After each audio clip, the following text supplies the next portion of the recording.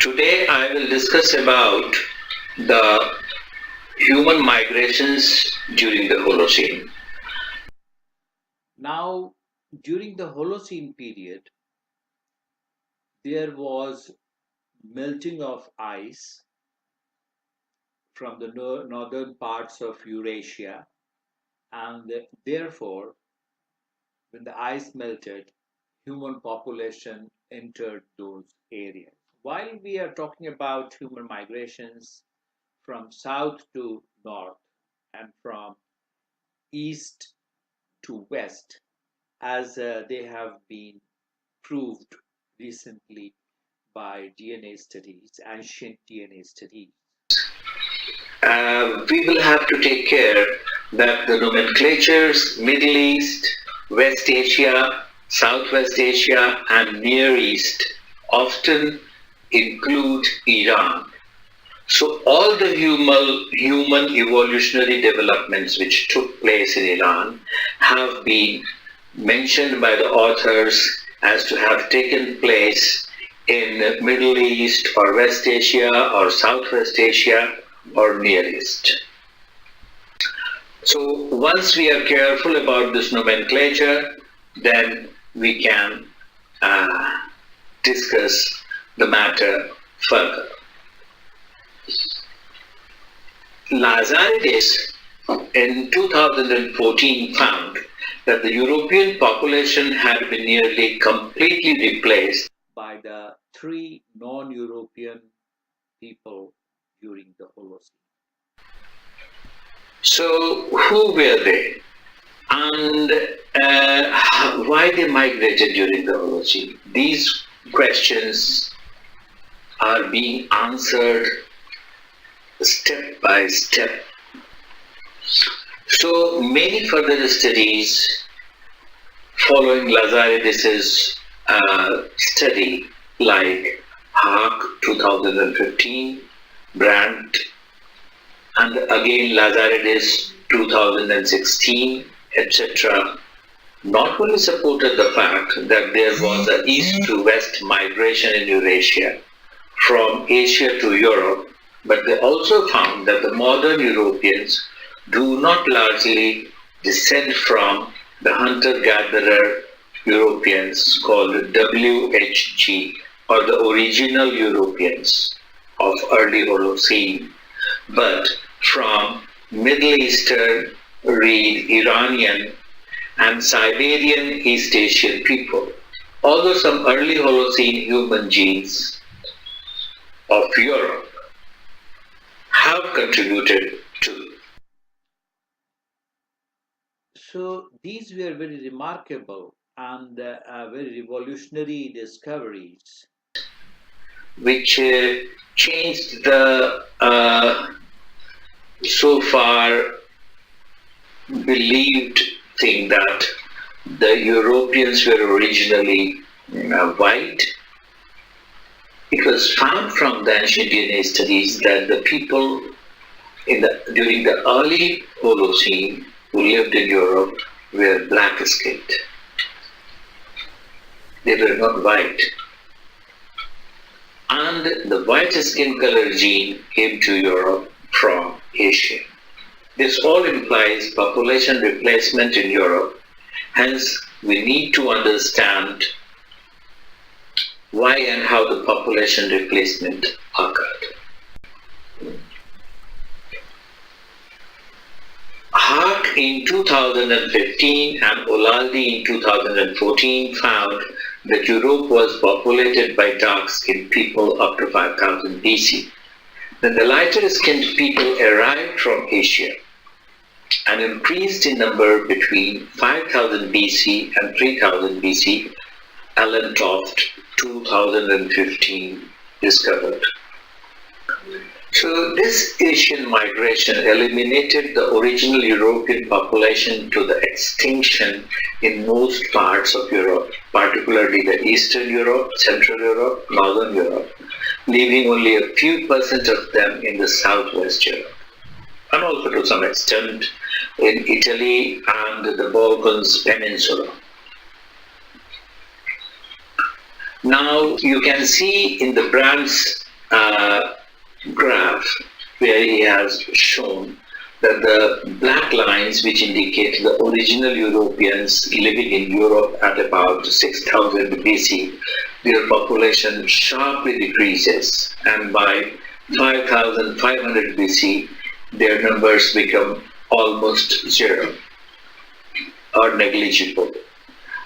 At the same time, the brown colored early Holocene or middle Holocene people start increasing in numbers, reaching up to 80% by 5000 BC, 80% of European population.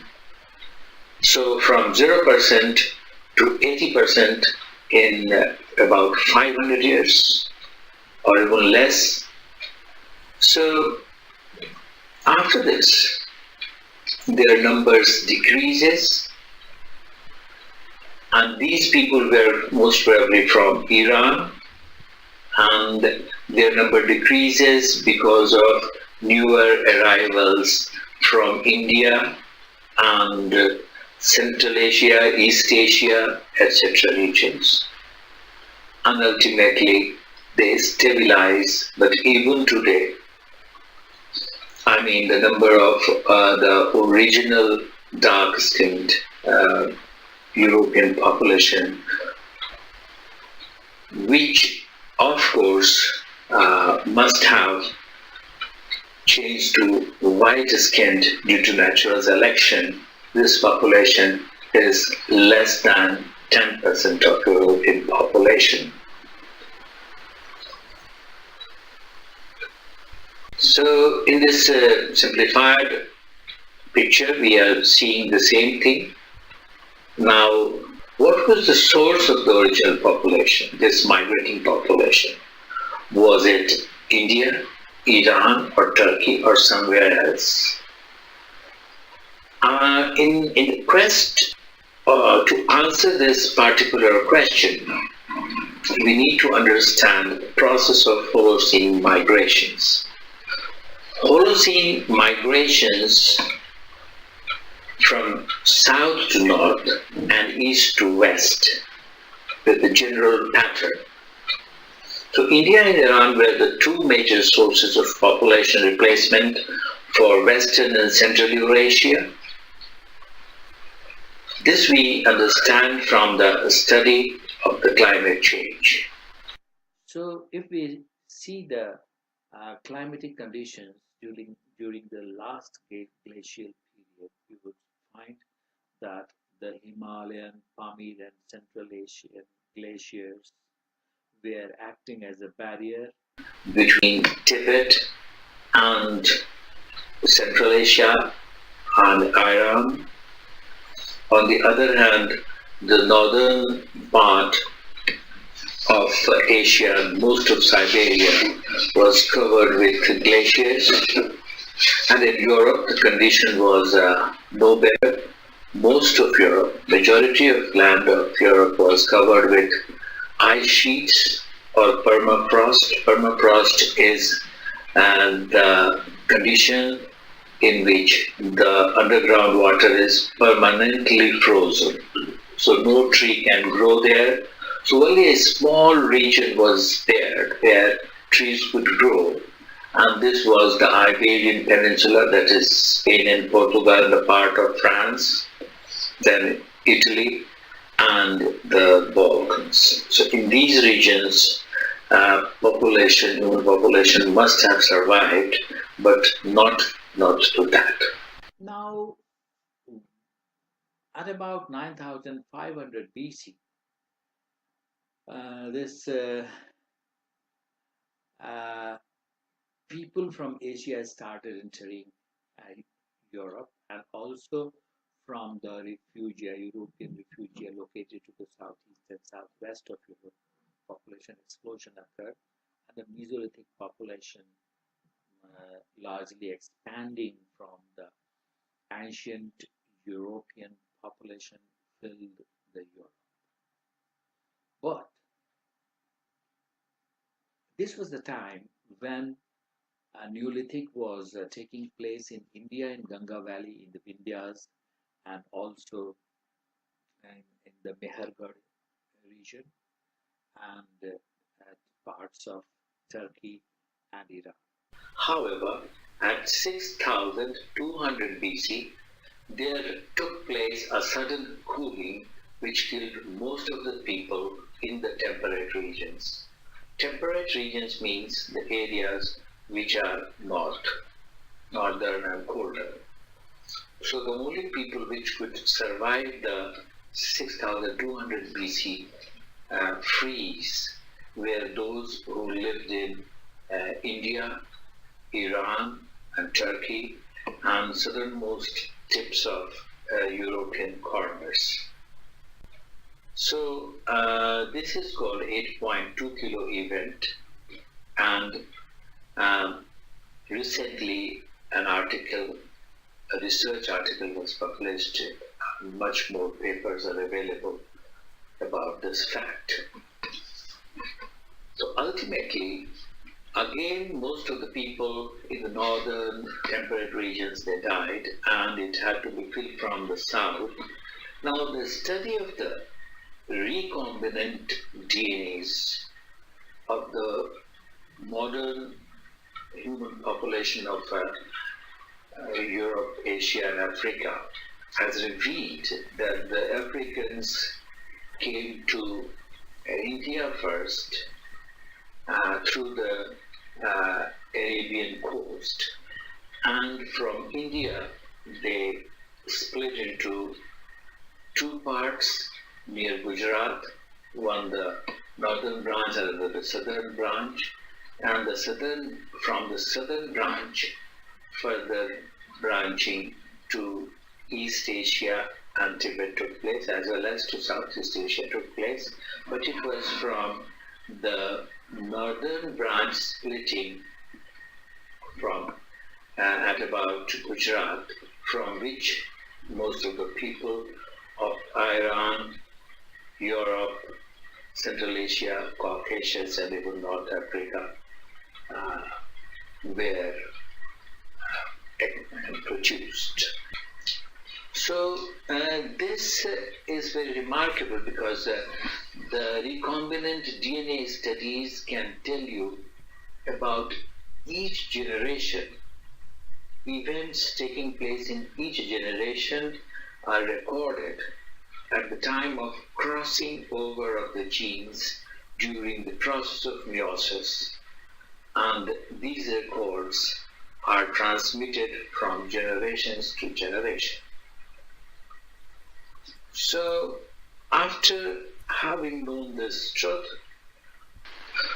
Holocene migrations from south to north and east to west with the general pattern.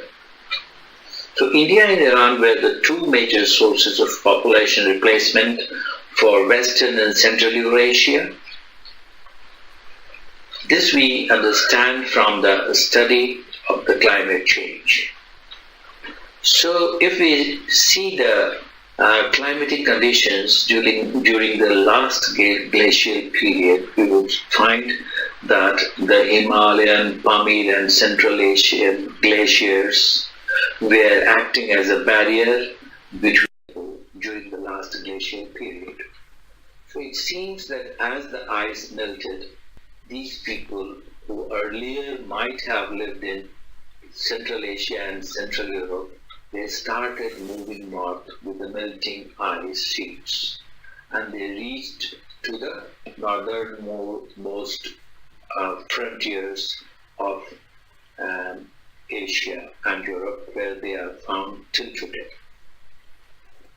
In the Central Asia and Central Europe regions, these DNAs are found in lesser concentrations, and where these languages, the Uralic languages, have been lost due to immigration from further south, newer people from further south or from other Southeast Asia or other regions.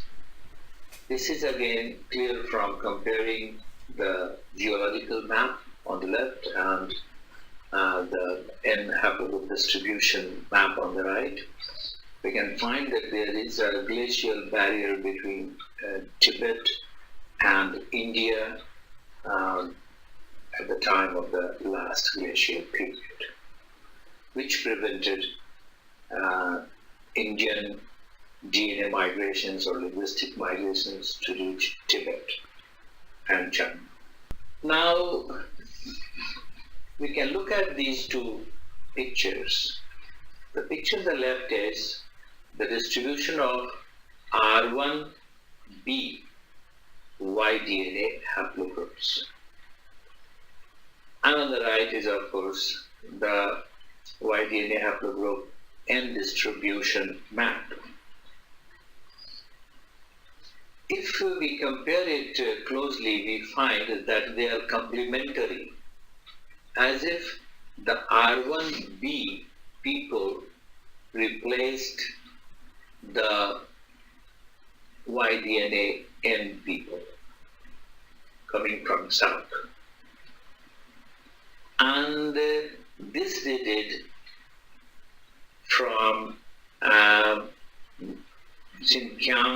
Xinjiang region of China or even Mongolia to Europe, and they are found today in maximum concentrations in Western Europe. So they replaced it, but we can also see in this picture that their frequencies or densities are not very high in India or in Central Asia, although there is some concentration in northern Iran and as well as in Pamir.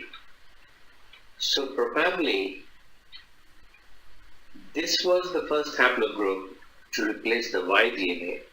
R1b was the first haplogroup originating from northern India and replacing the Y-DNA, but later on it was itself replaced by another DNA or some many other DNAs who further expanded during the Bronze Age.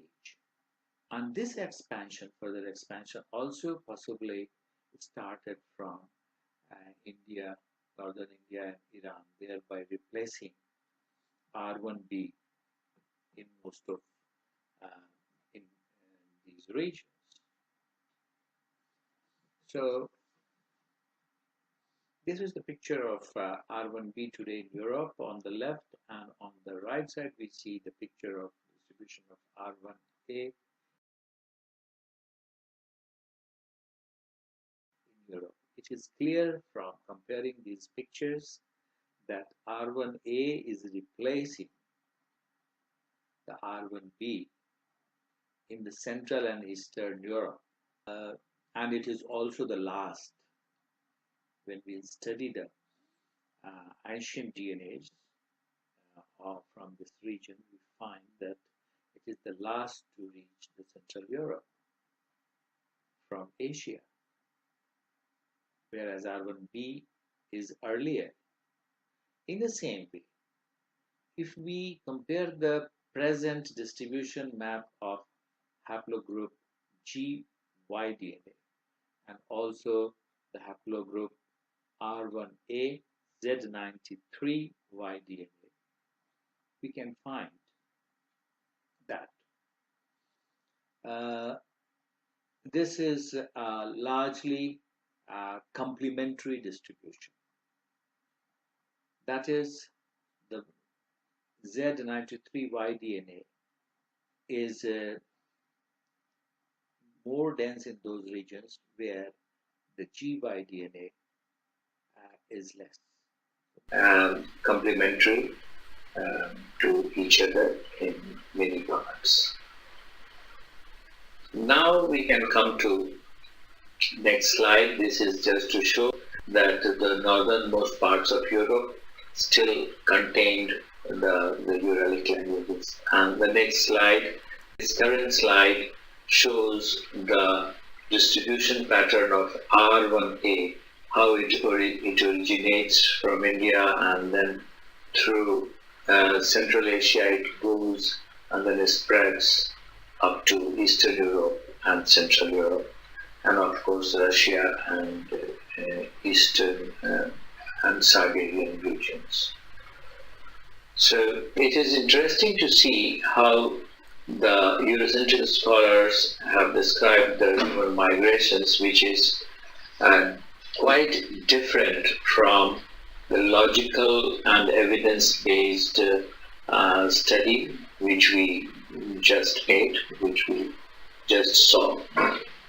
So just we can see that they imagine that in the North Pontic steppe there was an Indo-Aryan population which had one left branch and one right branch, an eastern and western, and the eastern branch went to Mongolia straight away, or Altai region, and they started living there, whereas the western branch is split into two. One went to Europe and the other went to Turkey.